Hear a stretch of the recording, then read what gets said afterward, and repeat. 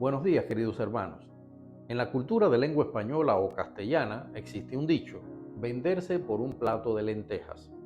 Pocos conocen que ese dicho viene de un pasaje bíblico importantísimo, la historia de los gemelos Jacob y Esaú, hijos de Isaac y Rebeca y nietos del padre de nuestra fe, Abraham. Veamos a estos dos personajes. El nombre Jacob significa usurpador o suplantador. Fue una figura controvertida que se destacó además por su vagancia. De hecho, se nos cuenta en Génesis que salió agarrado del pie de su hermano gemelo Esaú para no hacer fuerzas al salir del vientre de Rebeca. Mientras Esaú fue el diestro cazador, el sacrificado hijo que ayudaba a su padre Isaac a buscar el sustento de la familia, Jacob destacó por ser un hombre de hogar, pacífico pero haragán. Alguien que además estuvo dispuesto a engañar a su hermano y a su padre con el fin de ganar el respeto que su padre Isaac le concedía a Esaú. Pero fue un engañador muy grande, que perjudicó además a su propia familia. Aquí siempre nos asalta la pregunta: si Esaú era el buen hijo, el sacrificado, el luchador, el primogénito, ¿por qué se nos habla mal de Esaú y bien de Jacob? Llegado a este punto, es bueno recordar otro dicho: no todo lo que brilla es oro.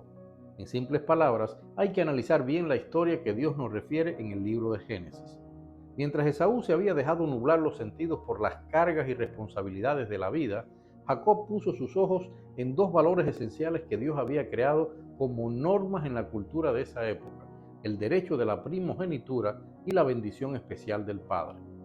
La primogenitura significaba además un rango superior en su familia, una doble porción de la herencia del padre, la responsabilidad de ser el sacerdote de la familia y, aún más importante, ser portador de la promesa de Dios a Abraham de que todas las naciones de la tierra serían bendecidas a través de aquella familia. Como sabemos, Jacob aprovechó el cansancio y el hambre de su hermano Esaú, que regresó luego de un día de trabajo infructuoso en el campo, y como leemos en Génesis 25, le dijo que le daría de comer si le vendía la primogenitura. Y Esaú accedió, porque todavía no había comprendido la importancia de ese derecho que él tenía por nacimiento. Sabemos que luego, de acuerdo con el plan elaborado por su madre Rebeca, Jacob engañó a su padre, haciéndose pasar por Esaú para recibir la bendición que le correspondía a su hermano Esaú. En Génesis 27:27 se nos cuenta este triste hecho y cuál fue la reacción de su padre Isaac cuando se da cuenta del engaño, ya que Esaú fue también a recibir la bendición paterna de la primogenitura sin saber que su hermano Jacob ya se le había adelantado. Era una decisión que no podía echarse atrás. Isaac no podía quitarle la primogenitura a Jacob. Ganó así Jacob dos distinciones esenciales para la época: la bendición paterna y el derecho a la primogenitura. Y ambas las obtuvo mediante el engaño y la manipulación, con lo cual una familia hasta entonces unida se dividió drásticamente. La situación se puso tan tensa que Jacob tuvo que huir a la tierra de su madre. Los dos hermanos entonces cometieron pecados. Esaú por menospreciar algo tan vital ante los ojos de Dios como la primogenitura y la bendición paterna, y Jacob, que sí le dio valor a esas dos bendiciones, pero estuvo dispuesto a mentir y engañar para lograrlas. Sin embargo, Dios bendijo profundamente a Jacob y se le considera uno de los patriarcas. Más adelante, le cambia el nombre de Jacob y le llama Israel, nombre con el cual llegó a ser conocido como el padre de los 12 patriarcas de las tribus de la nación de Israel. ¿Y por qué esta bendición si hasta ese instante había actuado con engaño? Escuchemos. Cuando Jacob, años después, decide regresar y hace hasta lo imposible por pedir perdón y reconciliarse con su hermano Esaú, cuando va de regreso a su tierra, se le aparece un ángel de Dios y Jacob lucha con él diciéndole que no lo soltará hasta que lo bendiga. Le gana al ángel, y ¿cuál es la respuesta que recibe? No se dirá más tu nombre Jacob, sino Israel, porque has luchado con Dios y con los hombres y has vencido.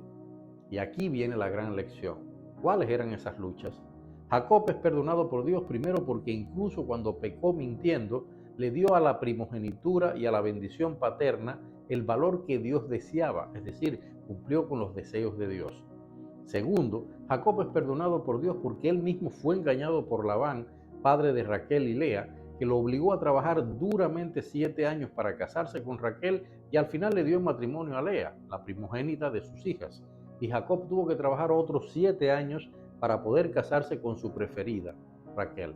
Es decir, queridos hermanos, Jacob tuvo que aprender a la fuerza el dolor que se siente al ser engañado por Labán, que solamente quería que se cumpliera la ley de primogenitura para la mujer en este caso, o sea, que la primera que debía casarse era Lea, su hija mayor, no Raquel, la que deseaba Jacob.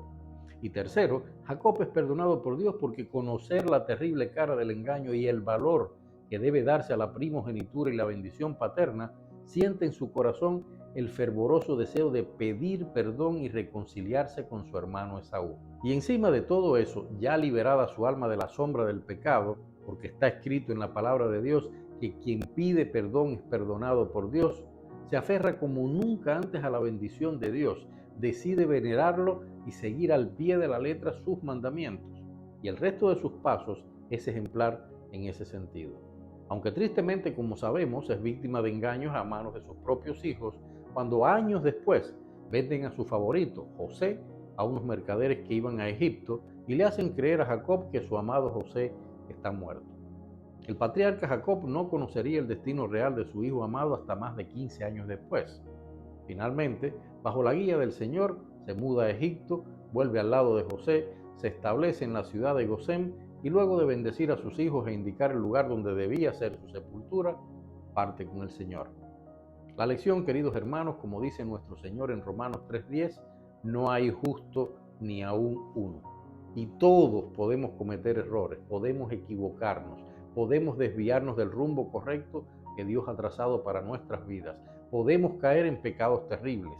Como vemos, ni siquiera los grandes hombres escogidos por Dios se libraron de equivocarse.